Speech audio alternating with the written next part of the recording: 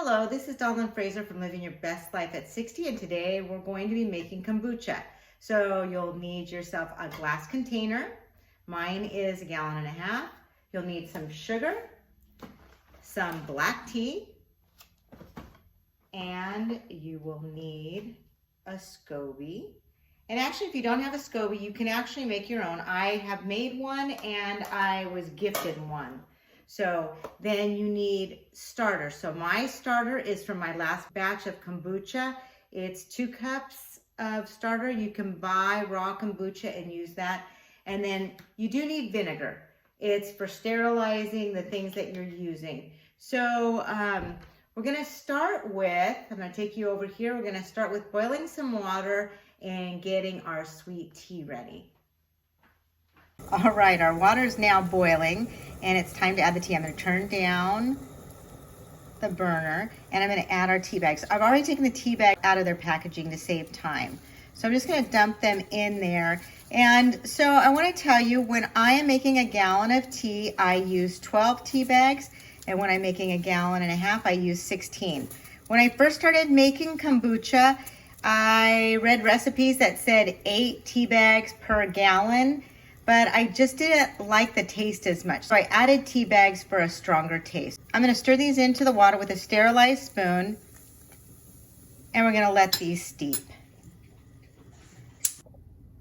Our tea is ready, so we're gonna take this pot over to the sink and continue over there. Now I'm just gonna take the tea bags out of the tea and squeeze all the tea out of them. And I just do this with 2 metal spoons that have been sterilized with vinegar. And when I'm done, I actually just take the tea bags and put them directly into the trash can, so I don't have to deal with them later. So this just takes no time at all. But you want to make sure you get that strong tea out of the bags. Another important aspect of making kombucha is you have to make sure that your tea gets down to room temperature. You can do that by adding more filtered or purified water to it. But if you put this hot tea in with your SCOBY, you're going to kill the good bacteria, and then you're not going to have kombucha. So now I'm just going to I have a cup of sugar and a 1/2 cup of sugar. So it's 1.5 cups for the 1.5 gallons. And we're going to use our sterilized spoon to stir that in. I let this sit for a few minutes just to make sure that the sugar gets fully dissolved.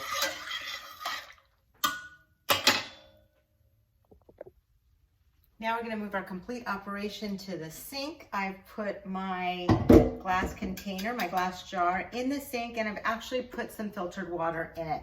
And now I'm pouring my sweet tea directly in it. I'm doing it over the sink so I don't make a mess everywhere else.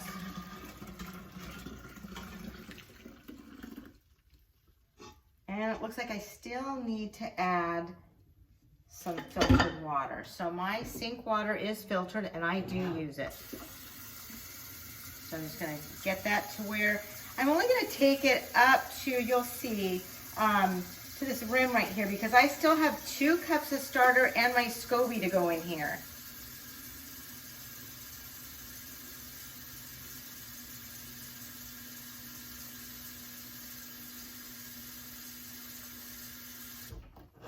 Okay, so now I'm going to pour my starter in, and I'm pouring my starter in before I put my SCOBY in because I don't want to bother my SCOBY once it's in. So I'm going to get the vinegar because I'd like to really sterilize my hands with the vinegar before I touch my SCOBY. I actually try not to. I try to just kind of gently pour it in, but sometimes like today it's gotten really big. So the next step is you get a clean cloth. It can be a kitchen towel, or I like to use a flour towel.